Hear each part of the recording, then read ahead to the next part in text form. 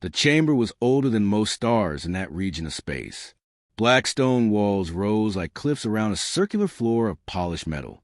Tall figures stood in silence, their long shadows stretching across glowing symbols carved into ground. At the center of the chamber, a blue planet turned slowly in a column of light. Earth, its oceans shimmered. Its clouds moved softly. It looked small. It looked harmless. The Varelian Dominion had ruled thousands of systems for over 6,000 cycles. They had crushed rebellions, absorbed rival empires, and harvested weaker species without pause. They believed in order. They believed in strength. And they believed strength meant control. High Archon Zerel stood at the highest platform, his armor reflecting the pale light of the hologram. His eyes were narrow and cold. "Report," he commanded. A strategist stepped forward. Species designation: human. Native to Sol. 3. Fragmented political systems. Multiple competing governments. Inconsistent military doctrine. Another voice joined in. Technological capability: moderate. Weaponry advanced, but scattered. No unified fleet command. A third added. Psychological profile: emotional. Highly reactive. Strong attachment to individual life. Murmurs of agreement moved through the chamber. Zyrel studied the rotating planet. Probability of unified resistance? Low, the strategist replied. They argue among themselves. They fight each other. They do not think as one. And their responsive force?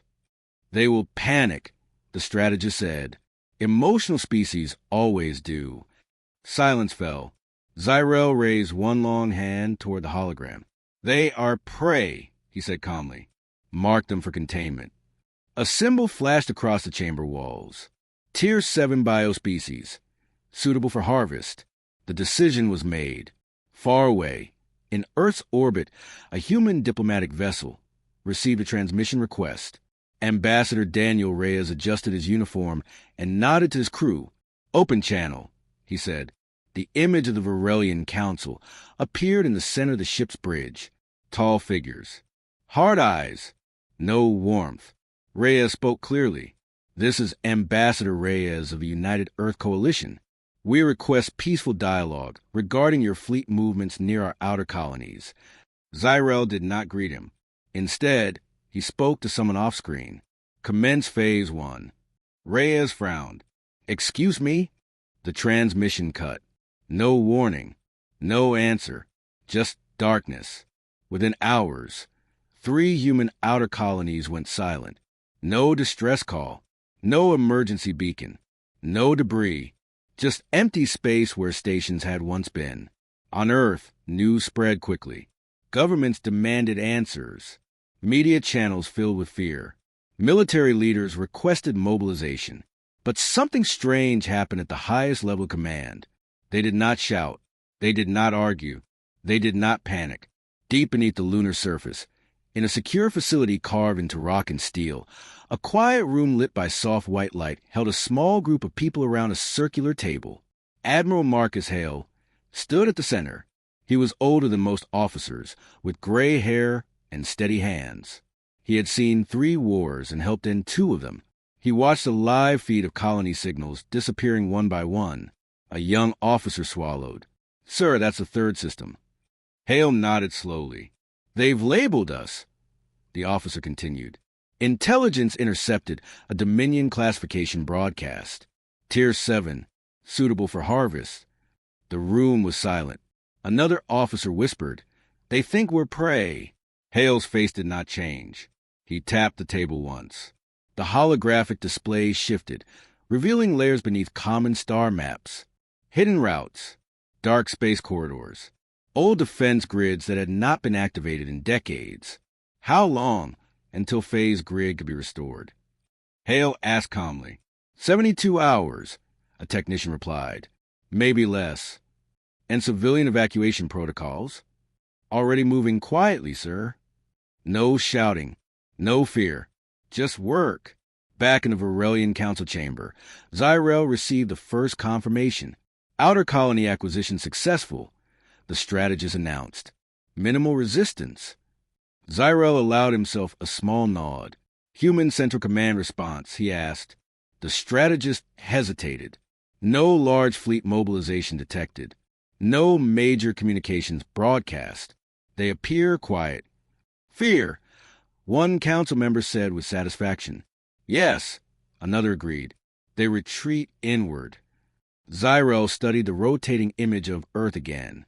They will submit soon, he said. But in the lunar facility, Admiral Hale watched a different screen.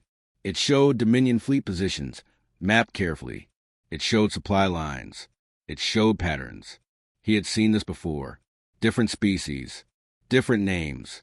Same mistake. A young officer looked at him carefully. Sir, what are your orders? Hale folded his hands behind his back. So, he said softly, they've chosen the old path. The officer did not understand, but others in the room did. Quiet commands moved across secure channels. Hidden fleets received coded signals. Long sleeping systems began to warm. No public announcement was made. On Earth, the news spoke of tragedy. In the Dominion, they spoke of conquest. Between those two narratives, something else was forming. Not anger, not panic, preparation. As Earth continued to rotate in the dark of space, unseen beneath its surface and beyond its orbit, doors that had remained closed for generations began to unlock. The hunters believed the prey had frozen in fear. They did not realize the silence was not surrender, it was calculation. And in that silence, the first real move of the war had already been made. The Dominion expected fear. They expected chaos. They expected humans to scatter and beg. Instead, the raids continued smoothly at first. Outer human supply depots were seized. Cargo vessels were intercepted. Mining stations were stripped of resources. Reports flowed into the Dominion command networks. Minimal resistance. Target secured. Extraction complete. General Varick of the Dominion War Fleet stood before a massive tactical display. Red markers showed human territory. Green markers showed Dominion control. It proceeds as predicted, Varick said. Increase pressure. Strike deeper. Orders were transmitted. Then something small happened. A supply convoy moving from a captured colony to a Dominion forward base failed to arrive. At first, it was dismissed as delay. Then a second convoy vanished. Then a third. No distress call. No wreckage. Just empty coordinates. Varick frowned. Investigate. Scouts were dispatched along the route. Hours later, the scouts reported strange readings. Navigation systems showed clear space, but visual scans displayed asteroid clusters that were not on official maps. Star charts were cross-checked. The data did not match. Dominion's central AI recalculated the region. The AI returned a warning. Mapping integrity compromised. Impossible, Varick muttered. Our maps are absolute. Engineers reset the system. The warning remained. Meanwhile, across Dominion-controlled trade lanes, merchant vessels began reporting minor issues. Quantum relays flickered. Long-range communications stuttered. Cargo contracts failed to confirm delivery. It was small, annoying, not alarming. Yet, back on Earth, there was still no official declaration of war. No grand speech. No public outrage broadcast across the stars. Human media spoke of investigation and unity. Governments cooperated quietly. Fleets repositioned without ceremony. In deep space, hidden platforms activated. Ships without insignia moved through dark corridors between stars. They did not fire weapons. They did not broadcast threats. They adjusted trajectories. They inserted small devices into relay nodes. They rerouted trade algorithms. They changed nothing that could not be explained as error, but the errors multiplied. Within 2 weeks, Dominion outer logistics slowed by 12%, then 20%. Fuel shipments arrived late. Repair docks lacked parts. Communication delays spread across 3 sectors. General Varick slammed his fist against the command rail. This is sabotage, he said. An intelligence officer shook his head. We detect no hostile fleet formations, no major weapon discharges, no coordinated assault patterns. Then why are my supply lines failing? The officer hesitated. Human cyber interference is possible. They're known for adaptive coding structures. Varick's eyes narrowed. They dare interfere without open battle? He requested permission from the High Archon to escalate. In the council chamber, Archon Zerel listened to the report. Our infrastructure shows minor disruption, the strategist explained. However, no large-scale human fleet engagement has occurred. They hide, one council member said. They nibble at edges. Zyrel considered. Grant Varick escalation authority, he decided. Deploy a full war fleet. Enter their core territory. Demonstrate dominance. The order was approved. The largest Dominion fleet assembled near the edge of human-controlled space. Hundreds of warships aligned in precise formation. Energy signatures flared like a second sun. General Varick addresses officers. We will crush the illusion of resistance. Advance. The fleet crossed into human territory. At first, nothing happened. No ambush. No defensive line. No mines. Sensors scanned empty space. Cowards, one Dominion captain said. Then navigation systems flickered. Minor anomaly, a technician reported. Star positions shifted slightly on the tactical screen. Recalibrate, Varick ordered. Recalibration failed. External visuals showed stable stars. Internal maps showed gravitational distortions. Communications between ships began to lag. Signal integrity dropping to 90%, then 80, then 60. Varick's voice grew sharp. Stabilize formation, but formation markers began to blur. Ships drifted slightly off vector.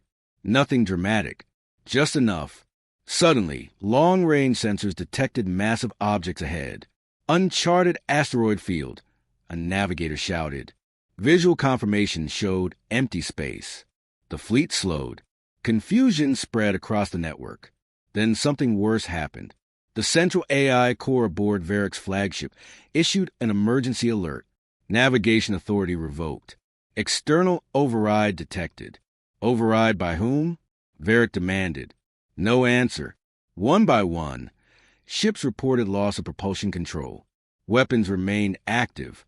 Shields remained active, but engines powered down. Across the fleet, silence grew. No explosions. No visible attack. Just systems shutting off as if obeying a new command. Reboot! Varick roared. Reboot attempts failed. Communications to Dominion space were blocked. The fleet hung in darkness. Hours passed. Then days. Back in Dominion territory, Command waited for victory reports. None came. Long-range scans of the region showed nothing unusual. No debris. No battle signatures. Just a quiet patch of space. The fleet was gone. In the High Council chamber, tension replaced arrogance. Explain, Zyrel demanded. Sensor officers worked frantically. Finally, one young officer stepped forward, his voice low. We detect no evidence of destruction, he said. Energy output suggests vessels remain intact. Then where are they? A council member snapped. The officer swallowed. They are not fleeing, he whispered. They are shaping the battlefield. Silence filled the chamber. For the first time, the Dominion understood something unsettling. The prey was not running. The prey was deciding where the hunt would happen. The Dominion had ruled through certainty. They believed their fleets were unmatched. Their systems were perfect. Their maps were complete. Every rebellion in their long history had followed the same pattern: anger, resistance, collapse. Humanity did not follow that pattern. After the disappearance of General Varick's fleet, the Dominion expected retaliation, a massive counterattack, loud broadcasts, rage. None came. Instead, something quiet began to unfold. At first, it appeared as scattered sensor reports. Unidentified fleet signatures detected near outer sectors. Brief gravitational fluctuations in regions believed empty. Thermal echoes from asteroid belts long considered mined and abandoned. The Dominion dismissed them as background noise, until the noise started forming patterns. In a remote observation post near the edge of human space, a Dominion analyst zoomed in on a drifting asteroid field. It had been scanned hundreds of times before. This time, something shifted. The rocks moved, not randomly, in formation. Panels slid open along their surfaces. Engines that had been buried in stone for years ignited in silence. What looked like lifeless debris revealed weapon arrays and shield emitters. A fleet emerged from the asteroid belt. Elsewhere, in deep space dark zones where no star shone bright enough to illuminate ships, faint outlines appeared. Human vessels, painted in light-absorbing material, powered up one by one. In gravitational shadow corridors, regions where stars bent light and mass sensor readings, entire squadrons activated, their drives warming slowly. They did not charge forward. They positioned. They waited. Back in Dominion Command, alarms began to stack. Multiple fleet signatures detected across 5 sectors. Energy readings inconsistent with known human deployments. Scale larger than previous estimates. Archon Zarel stood in the center of the council chamber, staring at expanding red markers on the display. "They hid this," one strategist whispered. No one answered. Then the communication arrays began to fail. At first, it was a delay between outer systems and central command. Then relays stopped responding entirely. A communication hub in Sector 9 went offline. Then Sector 12. Then 15. The shutdowns were not random. They moved in sequence, like falling stones. Within hours, 3 entire Dominion sectors went dark. Trade ships reported silence on all channels. Military outposts found themselves unable to reach headquarters. Automated defense platforms received no new commands. The Dominion network, once unbreakable, fractured. In the middle of that silence, a new signal appeared. Clear, strong, human, across occupied systems, on every available frequency. The same message repeated in calm, simple language. "Withdraw. This ends now." No threats, no shouting, just certainty. In systems long forced under Dominion rule, smaller species listened. They had endured heavy taxes, forced labor, and constant surveillance. They had been told the Dominion was eternal. Now the Dominion was silent, and humans were speaking. Small rebellions sparked. A mining world refused to send resources. A shipyard disabled its own production lines. Local militias took control of communication towers. The shift was slow at first, but it was growing. The hunters were no longer sure who controlled the forest. The major shock came from the stronghold system of Kael'vor. Kael'vor was considered impenetrable. It held one of the Dominion's largest fortresses, protected by layered defense grids and orbital cannons powerful enough to shatter moons. When human fleet signatures appeared near Kael'vor, Dominion commanders laughed. "They dare approach the wall," one said. Human ships did not rush the fortress. They did not fire. Instead, small craft moved toward communication relays and power satellites. Within minutes, Kael'vor's outer sensor net flickered, then shut down. Defense platforms attempted to activate autonomous mode. Their command signals were overridden, not destroyed, rewritten on the surface. Citizens looked up to see human ships holding steady positions above the planet.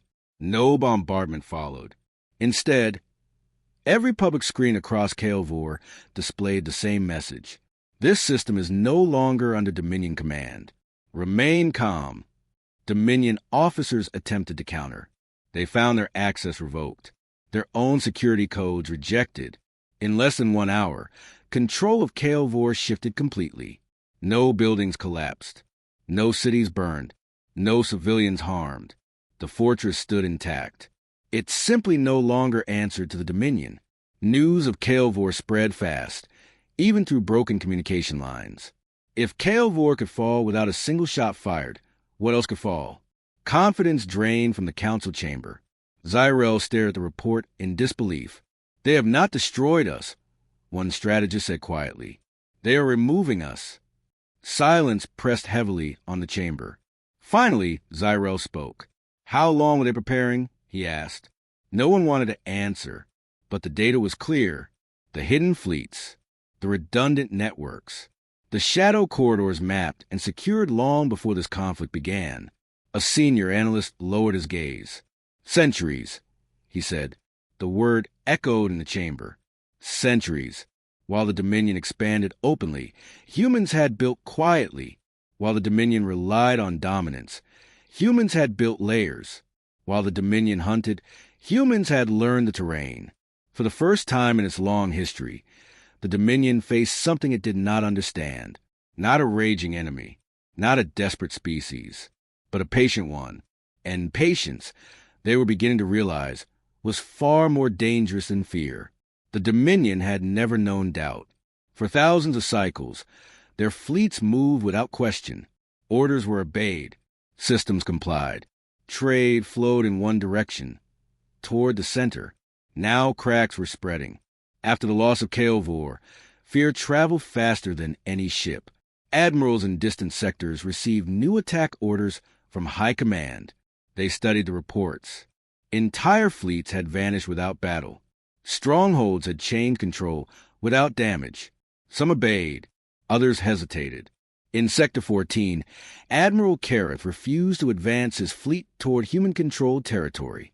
"It is a trap," he told his officers. "We move, we lose control. We hold position." High command demanded obedience.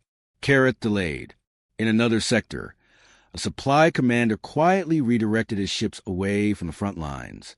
He claimed navigation errors. Across the Dominion, hesitation replaced confidence. Meanwhile, species that lived under Dominion rule began to rise. On the industrial world of Talaris, workers shut down production lines. They broadcast human messages across public channels. On mining colonies, labor groups seized control of transport hubs. They refused to send resources to Dominion fleets. Without steady trade, military production slowed. Fuel shortages appeared. Repair stations ran low on parts.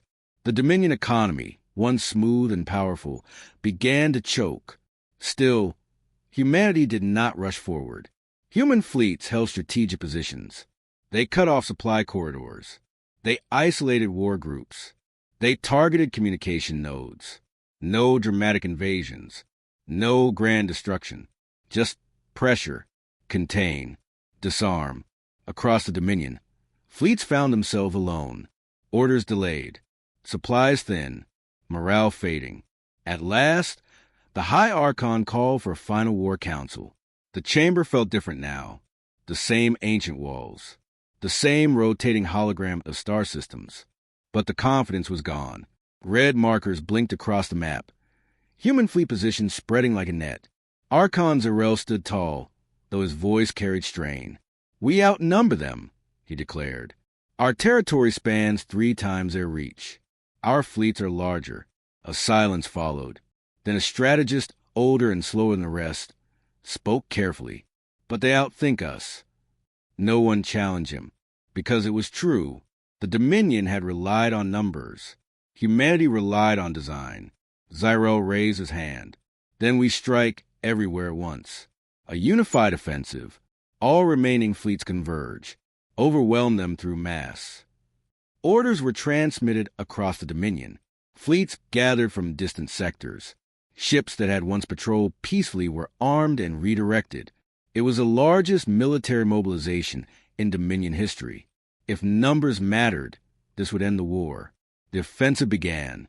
Hundreds of warships accelerated toward human borders from multiple vectors. Their engines burned bright.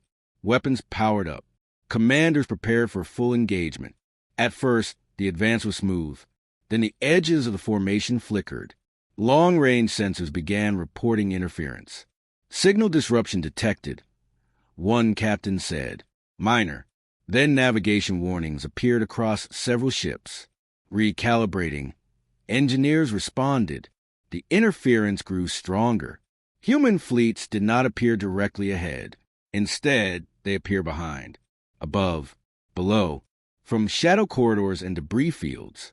Multi-vector, every direction. Human vessels did not fire first. They inserted themselves into paths of movement. They projected fields that bent local gravity slightly, enough to shift trajectories. Dominion formations began to lose shape. Command signals lagged. Encryption keys were challenged and overridden. Across the advancing fleets, systems shut down in sequence. Not destroyed. Disabled. Engines powered off. Weapons safeties locked. Targeting arrays frozen mid-calculation. Panic spread through command bridges. Manual override. Denied. Restart propulsion. No response. Within hours, the grand offensive slowed to nothing. Massive Dominion fleets drifted in space, powerless but intact. They were not burning. They were not shattered. They were simply stopped. In the High Council chamber, reports flooded in. Fleet Gamma unresponsive. Sector 8 offensive halted. All vector groups losing propulsion control.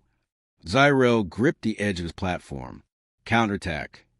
There is nothing to attack, an officer replied quietly. Then the chamber lights dimmed. The central display shifted. The Dominion star map dissolved. A new image replaced it. A human insignia. A transmission broke through every layer of security. Clear, direct. A human voice filled the chamber. You hunted us to test your strength. The voice paused. We answered to end your habit. No shouting. No anger. Just calm certainty. The message ended. The display returned to the fractured Dominion map. Silence covered the chamber. No one spoke. The fleets were stalled. Trade was collapsing. Allies were rebelling. And for the first time in Dominion history, they had launched a final offensive, only to discover they had never truly controlled the battlefield at all. The Dominion did not fall in fire. It fell in silence. After final offensive stalled, High Command had no fleets left that could move without human permission. Supply chains were broken. Trade networks were fractured. Rebellions grew stronger each day. For the first time in its long history, the Dominion sent a message, not a command, but of surrender. The transmission was short. We request terms.